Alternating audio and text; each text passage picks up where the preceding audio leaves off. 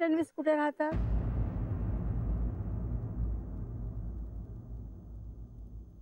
कोण तुम्ही? पुन्हा तोच प्रश्न. अहो मी विचारलं कारण मी पण चिटणवीस आहे. राया चिटणवीस. राया चिटणवीस? हा असा? म्हणजे मी चिटणवीसांच्या बद्दल खूप वेगळंच ऐकलं होतं. वेगळं म्हणजे? म्हणजे साधे, मनमिळावू, मोठ्यांचा मान राखणारे. अहो मी पण तसाच आहे, पण आता काय झालं ना की मला जरा थोडं. पुरे हे समोरचं घर तुमचंच का? हो, हे आमचंच घर आहे. मी निघू आता. मोठ्यांशी कसं वागावं याची शिस्त नाही का रे तुला? म्हणजे मी आता म्हातारी हे सगळं सामान घेऊन एकटी जाणार आहे का? तू मला घरापर्यंत नाही का सोडू शकत? तुझ्या बायकोच्या आजीला?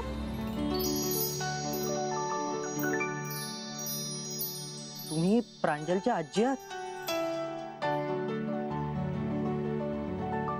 हो. बाकीची कथा कहाणी आत गेल्यावर. चल. हो पण मला जरा. चल म्हणते ना मी. चल लवकर. चला. चल चल.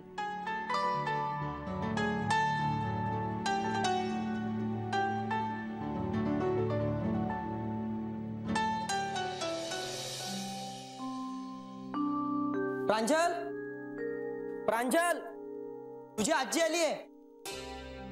प्रांजलची आजी इथे? या या या ना, या बसा, या. मोठी मम्मा आलीस तू? अगं न येऊन सांगू कोणाला? पाया पडते. तुझ्या मम्माच्या जाचातून तुझी लवकरात लवकर मुक्तता हो.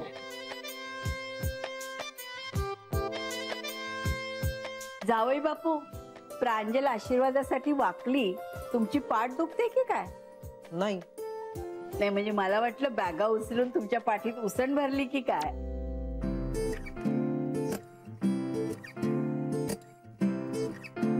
नमस्कार करतो. बघूया तरी आमची नात कुणाच्या प्रेमात पडली ते. मोठी मम्मा. चला मी निघतो. अहो जावई बापू थांबा. अहो माझ्याशी जरा गप्पा मारा ना. मी काही खात नाही तुम्हाला. हो नाही, जरा अर्जंट काम आहे. कुठे निघालात? बाबांना भेटायलाच ना?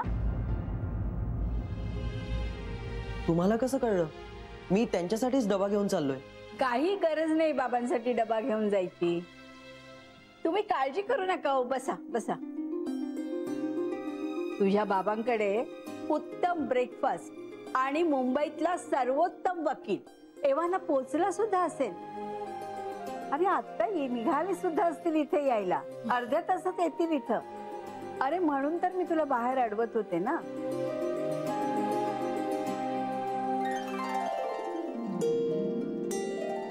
हे बघ मोठी मम्मा, या सगळ्यांची ओळख करून द्यायचीच राहिली. मोठी मम्मा, ह्या माझ्या आजी सासूबाई. नमस्कार. नमस्कार. तुम्ही माझ्यापेक्षा मोठ्या आहात का? मग मीच तुम्हाला नमस्कार करायला पाहिजे. नाही हो, सारख्याच वयाच्या असू आपण. हो ना. मला वाटलं मी तुमच्यापेक्षा खूप तरुण आहे.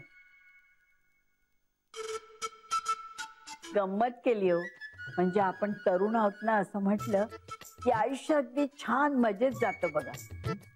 खरं आहे तुमचं. तुमचं नाही ग, तुझं म्हण. वसुंधरा नाव आहे म्हणजे. वसू म्हटलंस ना तरी चालेल.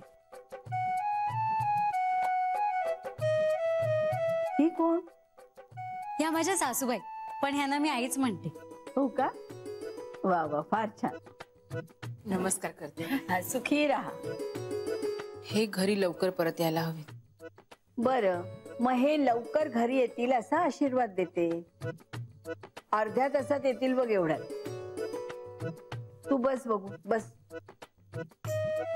मोठी मम्मा, हे रायाचे काका.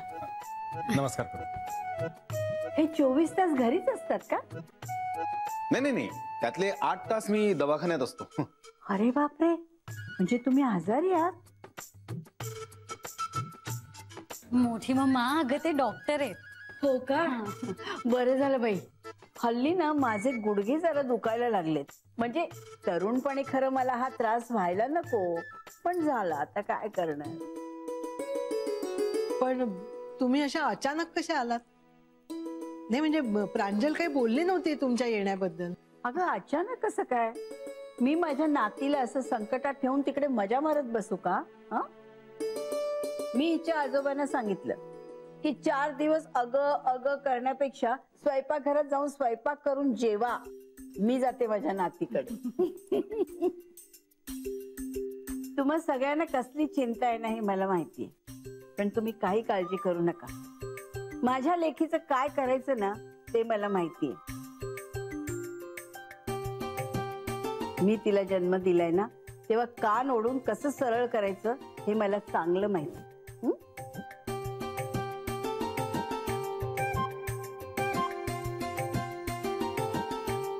प्रांजल, त्यांच्या चहा पाण्याचं बघ ना. आई अहो मी सगळी तयारी केली. मोठी मम्मा तू येणार म्हणून खास गुळाचा शिरा केलाय मी. अच्छा राया, हे गुपित आहे का गुळाच्या शिऱ्याचं? आणि सरप्राईज पण. हो, तरीच पण आम्ही घाबरलो ना ग प्रांजल. नाही म्हणजे काल परवापर्यंत छान वागणारी आमची प्रांजल आज सकाळपासून एकदम अशी खुळ्यासारखी कशी काय वागायला लागली कळलंच नाही. काका मोठी मम्मा हे घे.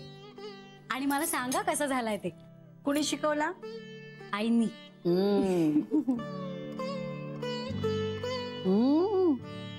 अगं तुझ्या मम्माला सुद्धा इतका चांगला शिरा जमला नाहीये.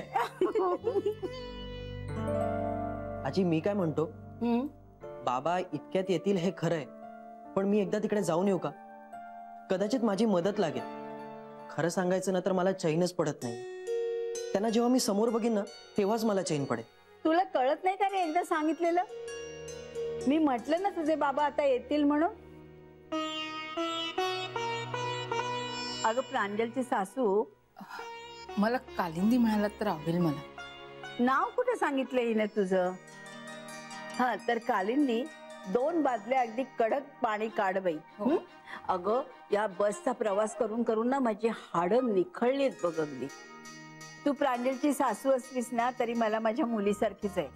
तुला काम सांगितले तर वाईट नाही ना वाटणार? हो हो, काहीच हरकत नाही. मी लगेचच ठेवते. हा. आणि हे काय मोठी मम्मा, तू बसने का आलीस? गाडी घेऊन यायचीस ना. कशाला? सरकारने एवढी सोय केली, मग आपलं पेट्रोल कशाला जाळायचं? तुमच्या पिढीची उधळपट्टी आम्हाला नाही जमायची हो.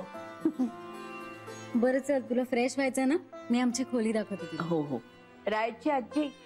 उरलेल्या गप्पा ना फ्रेश झाल्यावरती मारूया, चालेल ना? हो हो चालेल चालेल. चला. अहो छोटे जावई बापू, बॅगा घेऊन आत येत आहे ना? हो आलोच. चल ग चल.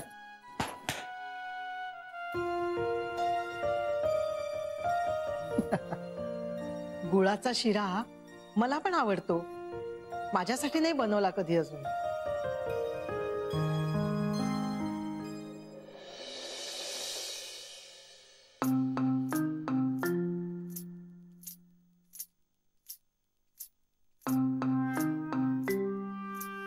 अहो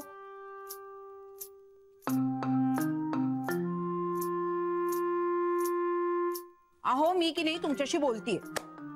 वीणा पेपर दे. अहो असं काय करता? मी बोलतीये ना तुमच्याशी. वीणा पेपर दे. एवढं काय वाचताय पेपर मध्ये? हा, आपल्या बायकोचं नाव पेपर मध्ये आलंय म्हटल्यावरती पेपर वाचायला नको? हा, भले ते इन्कम टॅक्स ऑफिसरला लाच देण्याच्या प्रकरणात का असे ना.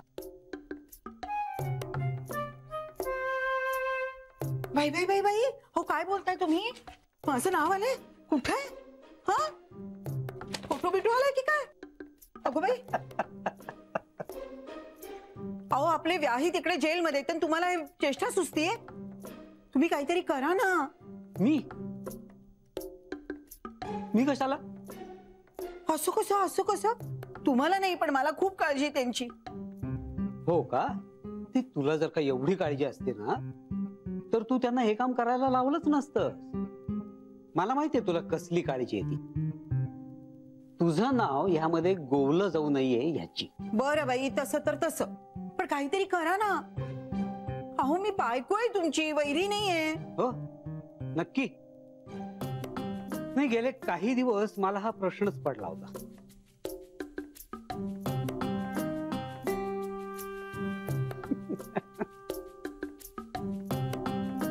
हे बघ वीणा, जे करायचंय ना ते मी केलेलं आहे. माधवरावांच्या सुटकेसाठी वकील पण दिलाय. ते त्यांचं काम करतील. मी स्वतः तिथं जाऊ शकत नाही, कारण मुळात ही कंप्लेंट मी केली होती.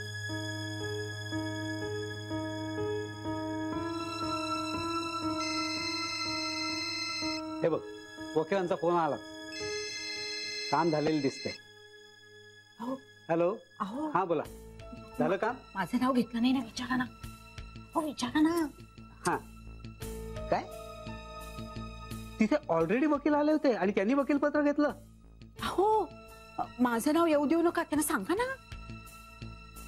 कोण कोण वकील? मुंबईतून? Jaykar and Jaykar associate?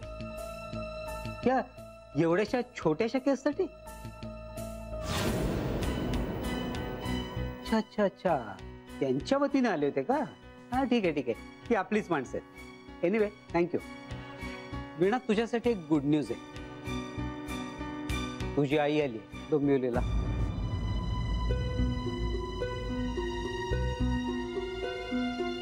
मोठी मम्मा आली आहे? इथे कधी येणार आहे आणि तुम्हाला कसं कळलं? ते जयकर त्यांचे वकील आहेत आणि माधवरावांचं वकीलपत्र त्यांनी घेतलंय. तरीच तुम्ही म्हणाला होता तुला धडा शिकवणारी कुणीतरी येते म्हणून. पण कोण येणार ते काही बोलला नाही. आणि आई पण काही बोलली नाही मला किती येते म्हणून. तुम्हीच बोलवलत ना तिला? काय हो, कसला प्लॅन चाललाय तुमचा? हा, हे बघ, त्या कदाचित येतील हे मला माहिती होतं, पण त्या काय येतील हे नव्हतं मला माहिती. असं कसं तुम्हाला सगळं माहिती असणार, पण तुम्ही सांगतच नाही आहात मला. हो का? मग तू विचार, तुझी आई आहे ना. मी कशाला फोन करू? तिला हवं असेल तर तीच करेल फोन. मला न सांगता आली ना ती, तिलाच करू दे फोन.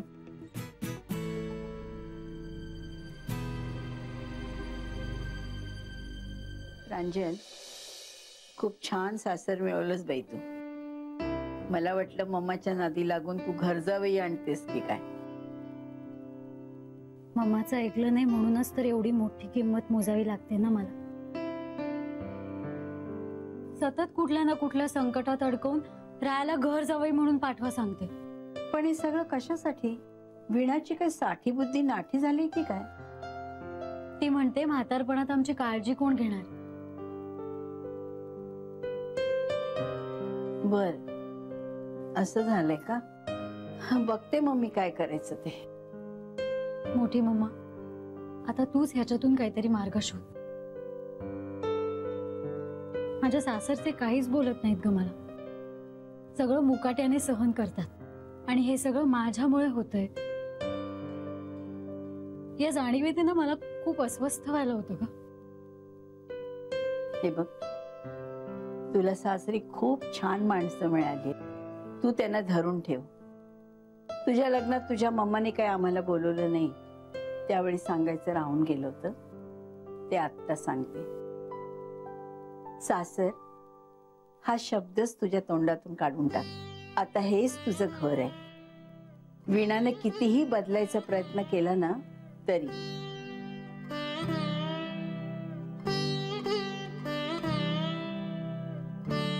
आणि काय ग मोठी मम्मा, मम्माने तुला लग्नाला बोलवलं नाही, पण तू स्वतःहून का नाही आलीस माझ्या लग्नाला? मी किती मिस केलं माहितीये तुला. आता मी बोलल्यावर बोलतेस का ग तुला बाडे? तसं नाही ग, म्हणजे आपल्यात काही बोलणंच नाही झालं ना तसं. पण सांग ना, तू का नाही आलीस लग्नाला? प्रियाच्या लग्नाचा घोळ झाला होता ना, आणि तुझ्या बाबतीत वीणानं घर जावईच पाहिजे असा हट्ट धरला होता. मला काही ते पटलेलं नव्हतं. तेव्हाच ठरवलं की आपण यात पडायचंच नाही. पण आता मात्र हद्द झाली. लहानपणी वीणाला कान धरून उठाबशा काढायला लावत होते ना, तशा आत्ता काढायला लावल्या पाहिजेत, ते सुद्धा तिच्या मैत्रिणींच्या समोर. हसायला काय झालं? क्षणभर ना ते चित्र डोळ्यासमोरच आलं. मोठी मम्मा, तू लहानपणी मम्माला अशी शिक्षा करायची? तिचं नाक खाली झालं ना तर झोंबत तिला, म्हणून मी अशी शिक्षा देत होते. नाही नको, पण आता असं नको काय करूस. तुला माहितीये का, आजकाल तिची तब्येत बरी नसते ग. एवढं सगळं होऊन सुद्धा तिचीच बाजू घेतेस ना. मम्मा आहे ना माझी ती. गुणाची ग पोर माझी. गंमत केली ग. मी तिला काय असं सहज थोडीच सोडणार आहे. म्हणजे तू काय करणार आहेस? बघच आता, असं सांगून थोडीच मज्जा येणार आहे.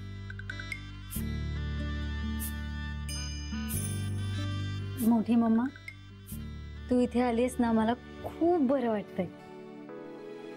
डोक्यावरचं एक ओझं कमी झाल्यासारखं वाटतंय.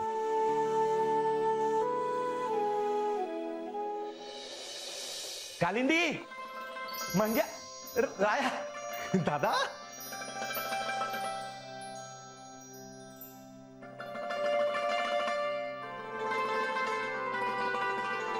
कसा आहेस? कसा दिसतोय? गुन्हेगारासारखा? नाही नाही, माझा दादा कधीच गुन्हेगार असू शकत नाही. बाबा,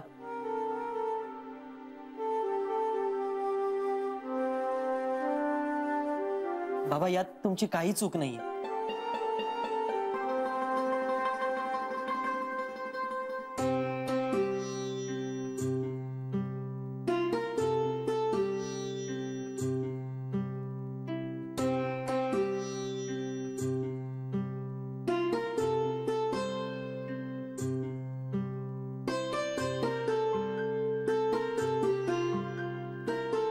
मला आता विश्वास वाटतोय, खरंच तुम्ही आलात.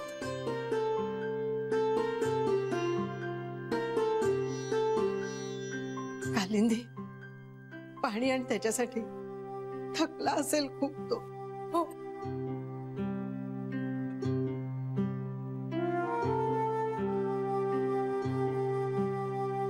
आई, मला माहितीये तू माझ्यावर खूप चिडलीस, पण आपण खरंच या सगळ्यावर नंतर बोलूया का? मी खूप दमलोय. काय बोलू? घरी सुखरूप परत आलास ना? गंगेत घोडून आलं. मी प्रांजलला बोलवून येतो. घ्या पाणी घ्या. दादा, तिकडे कोर्टात सगळं व्यवस्थित झालं ना रे? अरे ऐनवेळी प्रांजलची आजी मदतीला धावून आल्या. त्यांच्या वकिलांनी ना सगळं मॅटर व्यवस्थित हँडल केलं. बाबा आलात तुम्ही? कसे आहात? प्रांजल, तू म्हणत होतीस ते अगदी खरं झालं. तुझी आजी आली आणि सगळं नीट व्हायला सुरुवात झाली बघ. तुमचे खूप उपकार आहेत आमच्यावर. आभार मानावेत तेवढे थोडे. तुम्ही माझ्या प्रांजलचे सासरे ना? तुम्ही मला आवजाव करून लाजू नका. तुमची आज भेट झाली, पण ओळख आधीच झालेली होती. तुम्ही मला मदत केली नसतीच तर माहित नाही किती दिवस तिथेच खितपत पडावं लागलं असतं. अहो, जाऊ दे ना आता तो विषय. तुम्ही सुखरूप घरी आलात ना, देवच पावला म्हणायचा. मी देवासमोर साखर ठेवून आले. चला, काय झालं? या या. अहो बसा इथे. हा, सांग बघू काय झालं? हो बाबा, आम्हाला ऐकायचंय तिकडे नक्की काय झालं. तुमच्या वकिलांनी कोर्टात हे सिद्ध केलं की मी त्या पानवाल्याला आधीपासूनच ओळखत होतो. मग इन्कम टॅक्सचा काय संबंध हे तो सरकारी वकील सिद्ध करूच शकला नाही. प्रश्न उरला तो 6 लाख माझ्याकडे कुठून आले याचा. त्याची वेगळी केस बनवतात. त्यामुळे आता माझ्याकडे एवढी कॅश कुठून आली हे मला दाखवावं लागेल. अरे दादा, मग खरं काय ते सांगायचं ना. नाही, वीणाताईचं नाव नाही घेता येणार आणि त्यांचं नाव घ्यायचं नाही म्हणल्यावर मी कसं सांगणार की माझ्याकडे 6 लाख कुठून आले. का का नाही सांगायचं? वीणानं पैसे दिले ना तुला, मग वेळ पडली तर तिचं नाव सांगायचंच.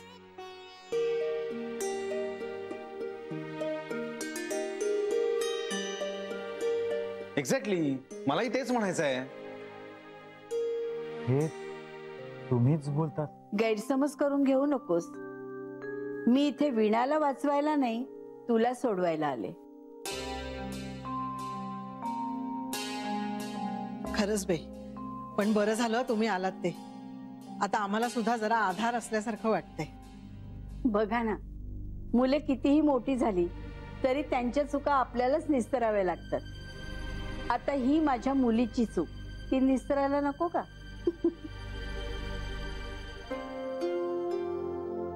का रे, तुला हसायला वगैरे जमत नाही वाटतं? का सिनेमात दाखवतात तसं तिथे दगडाच्या गादीवर वगैरे तुला झोपवलं होतं? जा, तू आराम कर बघू, थकलेला दिसतेस. जा. हो, रात्रभर नको नको ते विचार डोक्यात येत होते.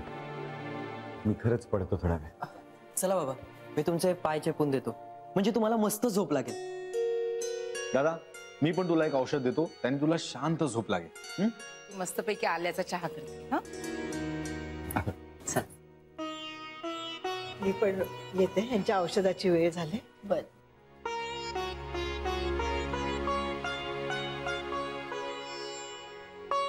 मोठी मम्मा, थँक्यू. आजीला थँक्यू म्हणतेस? इतकं परक करून टाकलंस मला. नाही अगं, तसं नाही. तू आल्या आल्याच घरातल्या सगळ्यांना आपलंसं करून घेतलंस. अगं, तुझी माणसं म्हणजे माझीच माणसं नाहीत का? जा जा, सासूला मदत कर जा स्वयंपाकघरात. ऊस गोड लागला म्हणून मुळासकट खाऊ नये. जा.